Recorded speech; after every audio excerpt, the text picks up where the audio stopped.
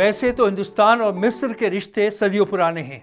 आज़ादी से पहले दोनों देशों ने स्वतंत्रता संग्राम में एक दूसरे का सक्रिय साथ दिया। हालांकि बीच में मिस्र अपने अंदरूनी मसलों को सुलझाने में मसरूफ रहा और हिंदुस्तान भी रीजनल मसलों को निपटाने में मशगूल हो गया था। तब रिश्तों में गर्माहट कम हो गई थी।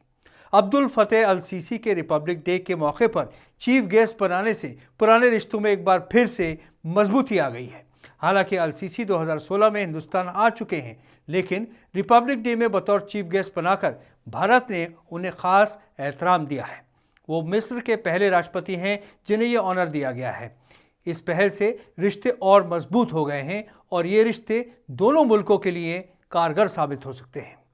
हिंदुस्तान के मिस्र यानी इजिप्ट के साथ सियासी, डिफेंस, सिक्योरिटी, कारोबारी और तालीमी ताल्लुकात हैं। मिस्र में इस्लाम की तालीम की सबसे बड़ी यूनिवर्सिटी अल अज़हर मौजूद है, जहां हिंदुस्तान के स्टूडेंट्स बड़ी तादाद में तालीम हासिल करने जाते हैं। महात्मा गांधी और इजिप्ट के नेशनलिस्ट वक्त पार्टी के कद्दावर नेता साद ज़गलोल के अच्छे संबंध थे। वो दोनों अंग्रेजी राज से आज़ादी पाने के लिए विचार विमर्श किया करते थे। पंडित नेहरू ने इजिप्ट के प्रेसिडेंट अब्दुल नसीर और अन्य मुल्कों के साथ मिलकर नॉन अलाइंड मूवमेंट शुरू किया था। इस बीच इजिप्ट के राष्ट्रपति हुस्न मुबारक और मोहम्मद मोर्सी भी भारत के दौरे पर आए थे, लेकिन वक्त बदल गया। अब वक्त नॉन अलाइंड मूवमेंट का नहीं बल्कि मल्टीपोलर दुनिया का है। इस सूरत हाल में पीएम मोदी के न्योते पर प्रेसिडेंट सीसी का भारत आना एक मील का पत्थर है।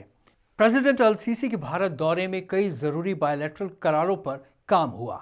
दरअसल प्रेसिडेंट अल सीसी प्रेसिडेंट अब्दुल नसीर की विरासत को ही आगे बढ़ा रहे हैं। हिंदुस्तान की तरह इजिप्ट भी दहशतगर्दी से निपटा है। दहशतगर्दी का खात्मा करने के लिए उसने कई संजीदा और बड़े फैसले लिया। हालांकि उसकी इकनॉमी बहुत अच्छी सूरत हाल में नहीं है, मगर आसार हैं कि उसमें भी सुधार आएगा। जिस तरह भारत का रुतबा दुनिया में बढ़ रहा है, वैसे ही इजिप्ट भी कई लिहाज से असरदार मुल्कों के तौर पर उभर कर सामने आ रहा है। ख़ास तौर पर उसका अफ्रीका में खासा असर है। इजिप्ट हिंदुस्तान को अफ्रीका और यूरोप में पकड़ बनाने में मदद कर सकता है। इजिप्ट अरब मुल्कों में सबसे बड़ी आबादी वाला मुल्क है, इसलिए वो भारतीय व्यापार के लिए एक बड़ा मार्केट भी है। दुनिया की 12% कारोबारी सामान स्विस कैनाल के जरिए जाता है, जो इजिप्ट से होकर गुजरती है। भारत के विश्व कारोबार के लिए स्विस कैनाल खासी ज़रूरी है।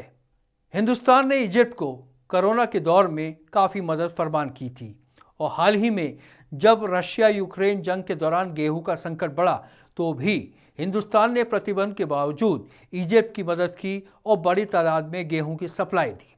बेहतर रिश्तों से इन रास्तों को और खोला जा सकता है। हिंदुस्तान और इजिप्ट साथ मिलकर ग्लोबल साउथ को मजबूत बनाने में बड़ा किरदार अदा कर सकते हैं। इस हफ्ते इतना ही। अगले हफ्ते फिर हाजिर होंगे एक नए मौजू के साथ। आदाब।